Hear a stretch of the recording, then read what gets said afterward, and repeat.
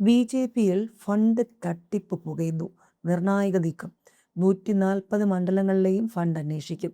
കേന്ദ്രത്തിനും ആർ.എസ്.എസിനും അതൃപ്തി. സംസ്ഥാന ബി.ജെ.പിയിലെ ഫണ്ട് തട്ടിപ്പിൽ വെട്ടിലായി നേതൃത്വം. സമഗ്ര അന്വേഷണം വേണമെന്ന ആവശ്യവുമായി ഒരു വിഭാഗം നേതാക്കൾ രംഗത്തെത്തി. ഇതോടെ 140 മണ്ഡലങ്ങളിലെയും ഫണ്ട് വിനിയോഗത്തെക്കുറിച്ച് അന്വേഷിക്കാനാണ് സംസ്ഥാന നേതൃത്വത്തിന്റെ തീരുമാനം. തെരഞ്ഞെടുപ്പ് സമയത്ത് കേന്ദ്രത്തിൽ നിന്നും സൗജന്യമായി എത്തിച്ച കൊടിതോരണങ്ങൾ ഉൾപ്പെടെ മറച്ചുവിറ്റു എന്നതാണ് ആരോപണം. അതിനിടെ കൊടിതോരണങ്ങൾ വഴിവിട്ട് തയ്യാറാക്കിയതിന് ബി.ജെ.പി നേതാവിന് കമ്മീഷൻ കൊടുത്തതായി കമ്പനി പ്രതിനിധി പറയുന്ന പുതിയ ശബ്ദരേഖ പുറത്തുവന്നു. വിവിധ ജില്ലകളിൽ വ്യാപകമായി ഫണ്ട് വെട്ടിച്ചിട്ടും പാർട്ടി നേതൃത്വം എല്ലാം മൂടിവെക്കുന്നുവെന്നാണ് എതിർചേരിയുടെ ആക്ഷേപം. എന്നാൽ സംസ്ഥാന അധ്യക്ഷൻ വിദേശത്ത് നിന്നെത്തിയ ശേഷം ഫണ്ട് തട്ടിച്ചവർക്കെതിരെ കടുത്ത നടപടി ഉണ്ടാകുമെന്നാണ് നേതൃത്വത്തോട് അടുത്ത വൃത്തങ്ങൾ പറയുന്നത്. ബി.ജെ.പി ദേശീയ നേതൃത്വത്തെ വെട്ടിലാക്കുന്നത് അയോധ്യ ഫണ്ട് തട്ടിപ്പാണെങ്കിൽ കേരള ബി.ജെ.പിക്ക് മുന്നിലെ പ്രതിസന്ധി തെരഞ്ഞെടുപ്പ് ഫണ്ട് തിരിമറിയാണ്. കേന്ദ്രം ഫ്രീയായി നൽകിയ കൊടി തോരണങ്ങൾ വൻതുകയ്ക്ക് താഴെത്തട്ടിലേക്ക് മറച്ചുവിറ്റു.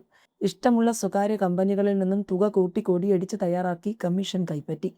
തലസ്ഥാനത്തെ വൻകിട ഹോട്ടലിൽ കൂട്ടത്തോടെ മുറി ബുക്ക് ചെയ്ത് ഫണ്ട് തട്ടി എന്നതടക്കം ഇതുവരെ പുറത്തു വന്നുകൊണ്ടിരിക്കുന്നത് വലിയ തിരിമറികളാണ്. ഇതിനിടെയാണ് കൊടിയടിച്ചതിൽ കമ്മീഷൻ നൽകിയ ഒരു കമ്പനി പ്രതിനിധിയുടെ ഓഡിയോ പുറത്തുവരുന്നത്.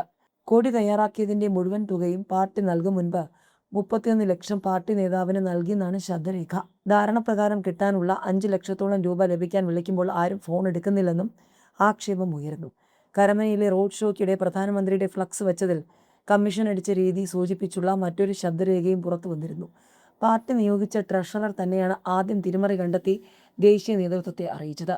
പിന്നാലെ ഉത്തരവാദികളായ സംസ്ഥാന സെക്രട്ടറിയെയും തിരുവനന്തപുരത്തെ 2 നേതാക്കളെയും ചുമതലയിൽ നിന്നും മാറ്റി നിർത്തി. ഇക്കാര്യം പക്ഷേ നേതൃത്വം ഔദ്യോഗികമായി പുറത്തുവിട്ടില്ല. ഇതിന് പിന്നാലെയാണ് വ്യാപക തട്ടിപ്പിന്റെ വിവരങ്ങൾ കൂടുതലായി പുറത്തുവരുന്നത്. നേതൃത്വം എല്ലാം മൂടി വയ്ക്കുന്നുവെന്നാണ് മുരളീധര പക്ഷത്തിന്റെ ആക്ഷേപം. പക്ഷേ പുറത്ത് ഇക്കാര്യങ്ങൾ പറയാൻ ആരും തയ്യാറായില്ല. കോർ കമ്മിറ്റി ചേരുമ്പോൾ ശക്തമായി ഉന്നയിക്കാനാണ് നീക്കം. അതേസമയം വിദേശത്തുള്ള സംസ്ഥാന അധ്യക്ഷൻ തിരിച്ചെത്തുന്നത് 18-നാണ്. അതിനുശേഷം ശക്തമായ നടപടി ഉണ്ടാകുമെന്നാണ് ഔദ്യോഗിക വിഭാഗം വിശദീകരിക്കുന്നത്. 3 സീറ്റ് നേടിയ നേട്ടങ്ങളുടെ ശോഭ കെടുത്തും വിധമുള്ള ഫണ്ട് വിവാദത്തിൽ കേന്ദ്ര നേതൃത്വത്തിനും ആർ.എസ്.എസിനും കടുത്ത അതൃപ്തിയാണ്.